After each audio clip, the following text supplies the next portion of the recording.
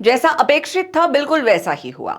हिमाचल प्रदेश विधानसभा का मॉनसून सत्र शुरू हुआ और पहले ही दिन जो तस्वीरें सामने आई उसने पूरे सत्र को लेकर सवाल खड़े कर दिए हैं।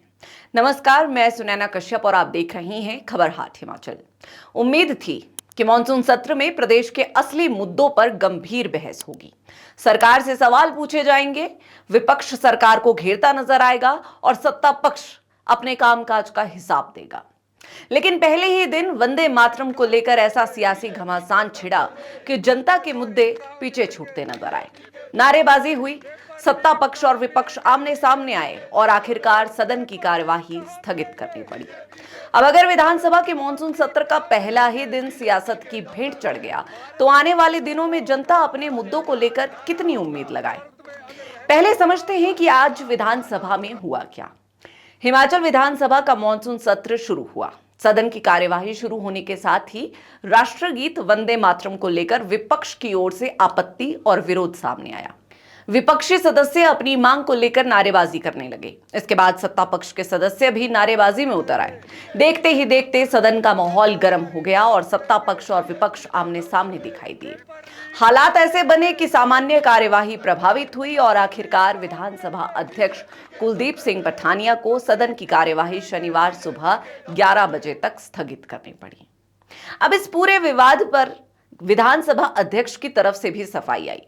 पठानिया ने साफ कहा कि विधानसभा की कार्यवाही किसी राजनीतिक दबाव या विरोध के आधार पर नहीं बल्कि नियमों, प्रक्रियाओं और स्थापित परंपराओं के अनुसार चलेगी। उनका कहना था कि देश के कई विधानमंडलों में सत्र की शुरुआत राष्ट्रगान और समापन राष्ट्रगीत से करने की परंपरा रही है और हिमाचल विधानसभा भी अपनी निर्धारित प्रक्रिया और परंपरा के अनुसार ही काम करती है। यानी अध्यक्ष का साफ कहना था कि सदन की प्रक्रिया नारेबाजी या राजनीतिक दबाव से तय नहीं होगी। लेकिन यहीं से राजनीतिक सवाल भी शुरू होता है। अगर विधानसभा की कार्यवाही नियमों से चलनी है तो फिर सत्ता पक्ष और विपक्ष की जिम्मेदारी भी तो यही बनती है कि वो अपने विरोध और अपनी राजनीति को संसदीय प्रक्रिया के भीतर रखें, क्योंकि विरोध करना विपक्ष का अधिकार है, किसी फैसले पर सवाल उठाना विपक्ष का अधिकार है, सरकार को घेरना विपक्ष का अधिकार है। लेकिन सत्ता पक्ष की भी जिम्मेदारी है कि वो विपक्ष के सवालों का जवाब दे और दोनों पक्षों की साझा जिम्मेदारी है कि सदन की कार्यवाही चलने दे। आखिर विधानसभा किसी एक पार्टी का मंच नहीं है, ये जनता का सदन है। लेकिन इस पूरे घटनाक्रम में सबसे बड़ा सवाल हंगामे से भी आगे का है। पहले दिन प्रश्नकाल में कुल 67 सवाल सूचीबद्ध थे, 48 तारांकित और 19 अतारांकित, यानी जनता से जुड़े 67 सवाल सरकार से जवाब मांगने के लिए तैयार थे। लेकिन सदन की कार्यवाही चली महज 12 मिनट। जी हां, सिर्फ 12 मिनट। आपकी स्क्रीन पर मैं वो सवाल दिखाने की कोशिश भी करूंगी जो आज के इस सेशन में पूछे जाने थे। लेकिन इन तमाम मुद्दों पर चर्चा से पहले ही सदन की राजनीति वंदे मातरम के विवाद में उलझ गई और बड़ी खबर क्या बनी? 67 सवाल नहीं, वंदे मातरम पर हंगामा। सवाल वंदे मातरम का सम्मान करने का या ना करने का नहीं है। राष्ट्रगीत का सम्मान होना चाहिए, इस पर शायद ही किसी को आपत्ति हो। सवाल यह है कि क्या एक राजनीतिक विवाद विधानसभा के इतने महत्वपूर्ण समय पर इतना हावी हो जाए कि जनता के बाकी सवाल पीछे छूट जाएं? आज देश की राजनीति में वंदे मातरम को लेकर बड़ा राजनीतिक विवाद चल ही रहा है। कांग्रेस और बीजेपी के बीच इस मुद्दे पर तीखी बयानबाजी हो रही है। कांग्रेस ने अपने कार्यक्रमों में पहले 2 अंतरे गाने का अपना रुख दोहराया है, जबकि बीजेपी इसे लेकर कांग्रेस पर तीखे राजनीतिक हमले कर रही है। तो सवाल यह भी है कि क्या राष्ट्रीय स्तर पर चल रही इस राजनीतिक लड़ाई की गूंज अब हिमाचल विधानसभा तक पहुंच गई? अगर इसका जवाब हां है तो फिर जनता के सवालों का क्या? क्योंकि हिमाचल इस समय ऐसे दौर से गुजर रहा है जहां मुद्दों की कोई कमी नहीं है।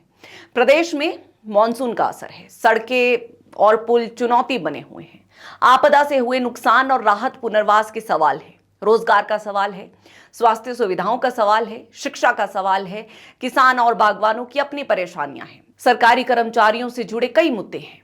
ऐसे में मॉनसून सत्र से उम्मीद थी कि सरकार और विपक्ष इन मुद्दों पर आमने सामने होंगे। दरअसल सत्र शुरू होने से पहले ही विपक्ष ने जनहित के मुद्दों पर सरकार को घेरने का संकेत दिया था। नेता प्रतिपक्ष जयराम ठाकुर ने कहा था कि विपक्ष जनता की आवाज बनेगा और अगर सरकार मुद्दों को टालने की कोशिश करेगी तो विपक्ष सदन के अंदर और बाहर अपनी बात मजबूती से रखेगा। यानी जनता को लगा था कि इस बार सदन में सवालों की बारिश होगी, लेकिन पहले दिन तो नारों की बारिश हो गई। और जब विपक्ष ने नारे लगाए तो सत्ता पक्ष भी नारेबाजी में उतर आया। इसका मतलब क्या हुआ? दोनों पक्षों ने अपने अपने राजनीतिक संदेश जरूर दिए, लेकिन सदन की कार्यवाही का समय किसका गया? समय गया आम जनता का। क्योंकि सरकार और विपक्ष दोनों के विधायक जनता के वोट से विधानसभा में पहुंचे हैं। जनता ने उन्हें इसलिए नहीं चुना कि वो एक दूसरे की नारेबाजी का जवाब दे। जनता ने उन्हें इसलिए चुना कि वो उसकी आवाज बने। देखिए, अब सत्ता पक्ष का तर्क हो सकता है कि विधानसभा की परंपरा का पालन करना जरूरी है। सही है, परंपरा का पालन बिल्कुल जरूरी है। अध्यक्ष ने भी इसी बात को स्पष्ट किया है। लेकिन फिर विपक्ष कह रहा है कि उसे अपनी आपत्ति दर्ज कराने का अधिकार है। यह भी लोकतंत्र का हिस्सा है। तो फिर समाधान का रास्ता क्या है? सियासी लिहाज से माने तो बहुत सीधा रास्ता है। विरोध कीजिए, लेकिन सदन तो चलने दीजिए। सरकार को घेरिए, लेकिन सवाल पूछकर। मंत्री से जवाब मांगिए, लेकिन रिकॉर्ड पर। आरोप लगाइए, लेकिन तथ्य के साथ। क्योंकि सदन में शोर पैदा करना आसान है, लेकिन सरकार से ठोस जवाब निकलवाना मुश्किल। और शायद यही वजह है कि आज का सबसे बड़ा सवाल ये नहीं होना चाहिए कि नारेबाजी में किसने बाजी मारी। सवाल ये होना चाहिए कि 12 मिनट में जनता के कितने सवालों का जवाब मिला। और अगर जवाब है कि अपेक्षित कामकाज नहीं हो पाया, तो फिर यह सिर्फ विपक्ष की हार नहीं है और सिर्फ सरकार की जीत भी नहीं है।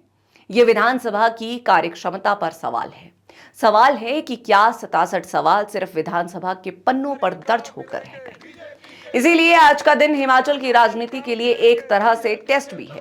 पहला दिन बता रहा है कि सत्ता पक्ष और विपक्ष के बीच टकराव कितना बढ़ सकता है, लेकिन आने वाले दिन बताएंगे कि क्या दोनों पक्ष इस टकराव को मुद्दों की बहस में बदल पाते हैं या नहीं।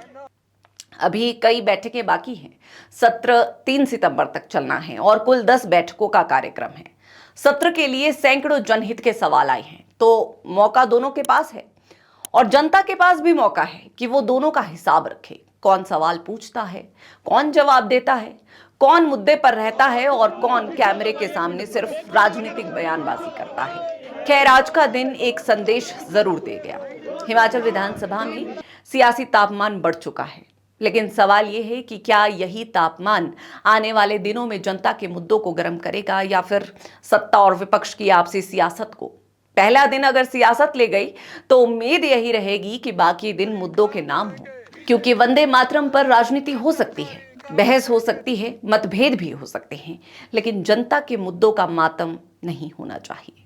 बहरहाल, आज की इस चर्चा में इतना ही। इस पर आपकी क्या राय है, हमें कमेंट सेक्शन में जरूर बताएं और चैनल को सब्सक्राइब करना ना भूलें।